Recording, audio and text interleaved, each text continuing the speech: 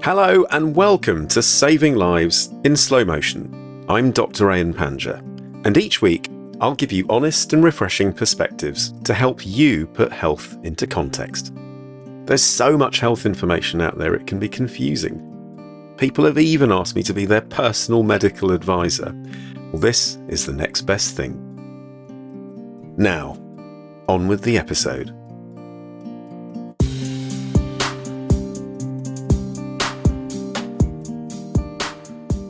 Hello, how are you? Thank you for joining me. So today I'm going to be talking about heartburn and reflux. They are honestly such common symptoms affecting 20% of the adult population in the world. And if you don't get it regularly, most of us will have had it at some point in our life. You know, when you eat too quickly or you eat the wrong foods in terms of spicy foods or lots of coffee or alcohol, things that we know are likely to sort of upset our gut. Occasionally you will have experienced heartburn. It's a very unpleasant feeling if you're getting it every day. And unfortunately, some people do. There are so many factors that lead to reflux. And I've come across it so many times in the last week. I thought it deserved an episode on its own beyond the other ones that I've done on the gut.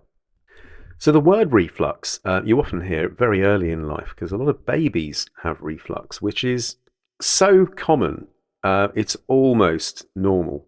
There's a consultant paediatric gastroenterologist called Dr. L. Toomey, who I actually bizarrely used to work under when I was a medical student, and he does this talk about the history of reflux through the ages and how in babies it is just a normal part of the gut getting used to something going through it, like breast milk or other milk.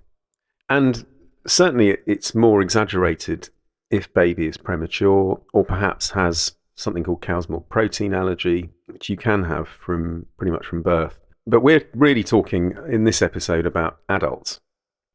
Now, doctors love terminology, and there are lots of subsets of reflux as a symptom. You know, we call it heartburn, don't we, when we experience it? Reflux is kind of one phenomenon that might be going on in terms of acid reflux.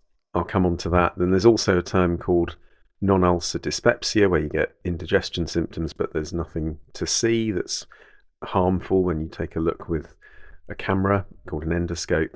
And there's also something called GORD or GERD in America, gastroesophageal reflux disease, where there are some sort of signs or some evidence of some acid damage in the stomach or esophagus, or both. Now, when I sort of think back to what I've just said, it makes it sound very much like an acid problem, and that is part of the story sometimes. So the sphincter that is between your gullet and your stomach at the bottom of your esophagus can sometimes become weakened or incompetent. It's something that happens with aging, but there are lots of other factors that can lead to this.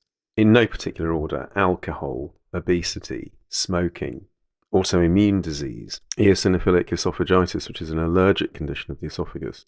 And when that happens, when your sphincter at that sort of junction between the stomach and the esophagus isn't competent or functioning properly, acid from the stomach, which is really rather strong, will effectively backwash up into the gullet and cause this burning sort of, symptom that we all recognize, most of us recognize anyway. And if it's severe, you can get quite, serious backwash symptoms up into the throat as well. And while I'm on that, there is this thing called silent reflux as well, people who wake up in the morning with a croaky voice and a sore throat, but it's not because of an infection, and that sometimes is a sign of what's known as silent reflux, like the acid has almost had an effect on the back of the throat. So that's the sort of acid side of it and how that phenomenon works. Now, anyone who suffers with this, who's been to the doctor and taken medication, will know that the mainstay of drugs that we use to manage this are drugs that reduce acid. They're called proton pump inhibitors, like omeprazole or lansoprazole or pantoprazole or rabeprazole. There are several. And they're very effective in terms of symptom control. And actually what they're particularly useful for is they heal stomach ulcers or duodenal ulcers. So they reduce the amount of acid in the upper part of your gastrointestinal tract, the esophagus and the stomach, and that allows acid-related ulcers to heal. Interestingly, again, while we're on stomach ulcers, the main cause of that is actually a bacterium called H. pylori or Helicobacter pylori. Fascinating story about that. Dr. Barry Marshall, an Australian pathologist who had an interest in this, suspected that the two might be linked, that H. pylori causes stomach ulcers, not stress or, just bad luck. But there were other factors at play, including H. pylori, and he actually infected himself with H. pylori to create an ulcer and then treated it with antibiotics, which is the treatment for it to make it go away. H. pylori is also implicated in stomach cancer. Sorry, going back to the acid story. So, these acid-suppressing drugs do have a use. There are other groups as well. There used to be, the world's best-selling drug actually at one point was called Zantac, or ranitidine is the sort of generic name for it. Was taken off the market because of links to cancer.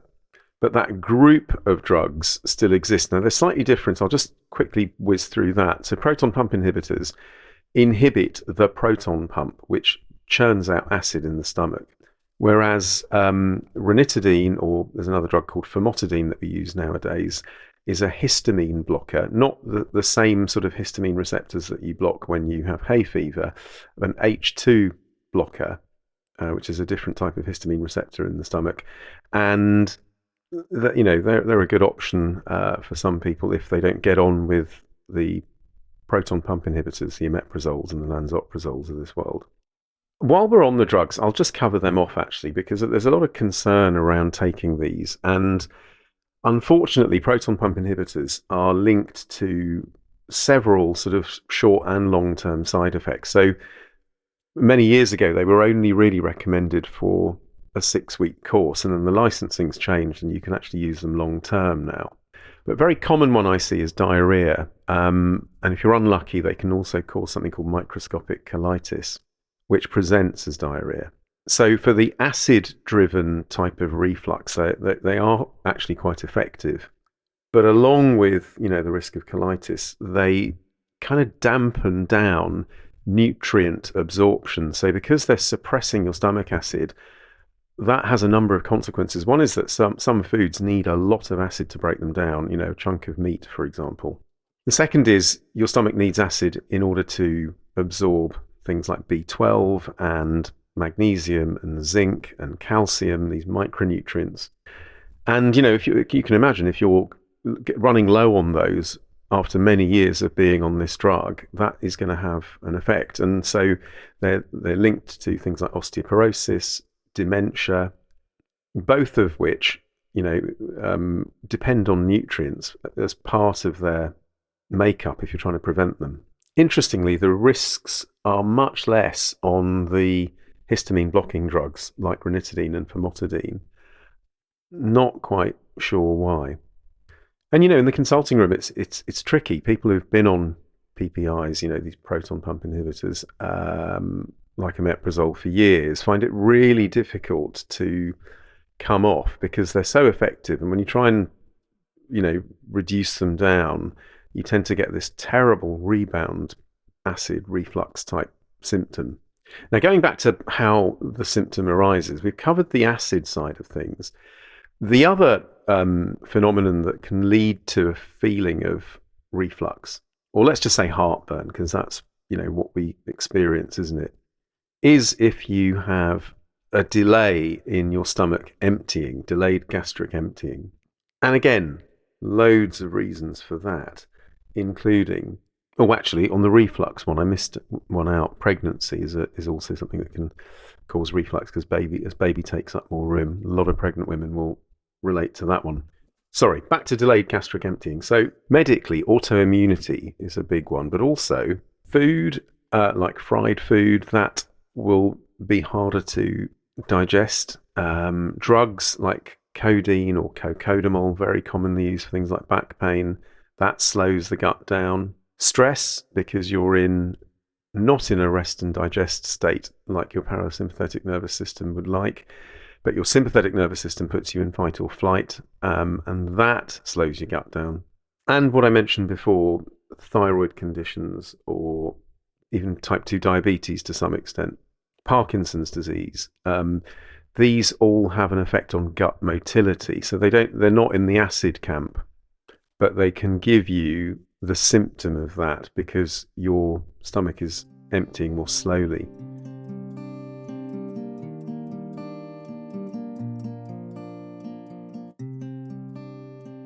Now, some people, have to take these drugs because they're protecting them from the side effect of another one. So someone who's on daily aspirin or a blood thinning medication may be prescribed this as an insurance policy. Or if you've had several, stomach ulcers, often you're left on these drugs lifelong. What does that person do? Well, the first thing is you've got to try and correct for the bits that I've just mentioned. So really kind of whole foods. This is for everyone, actually, to be honest, but even more so if you're on one of these drugs. But if you get heartburn and you want to try and get on top of it naturally, inverted commas, then this is the way to do it. So whole foods, avoiding sort of too much ultra processed stuff. How, what, and when. My magic sort of go-to in my health loop in my book, The Health Fix. How you eat, what you eat, when you eat, so important. So make sure you sit quietly and chew your food for each mouthful in terms of how you eat. So eating kind of mindfully, I guess. What you eat, whole foods. And when you eat. So, having a massive meal before bedtime is going to give you heartburn. You want a gap of about 3 hours between dinner and bedtime or when you go to sleep. And trying to make sure that you're not going to become nutrient deficient. So you will need some, preferably the right kind of B12. Usually I recommend a hydroxycobalamin spray that you take under the tongue because it's absorbed as well as an injection is. Remember, if you're on these drugs, you're not going to absorb B12 tablets through the stomach. So that's the whole point. You need to get it in another way. So the sprays that go under the tongue is a good way of doing that. And trace elements like magnesium, zinc, calcium, these are really important to factor in if you're someone who's going to be on these drugs for years. And it's easy to just blame acid, but there's so much more to a simple symptom like heartburn sometimes. I've got a lot of patients who have some sort of autoimmunity, and that does cause delayed gastric emptying or just sort of a sluggishness of the gut in terms of motility. And so they often are started on drugs like PPIs by the hospital, but also do quite well on motility stimulant drugs like precalopride.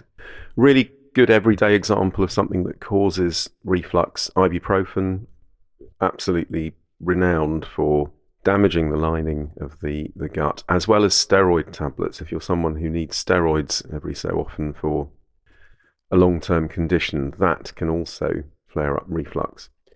It's difficult because there are some mechanical things that creep in.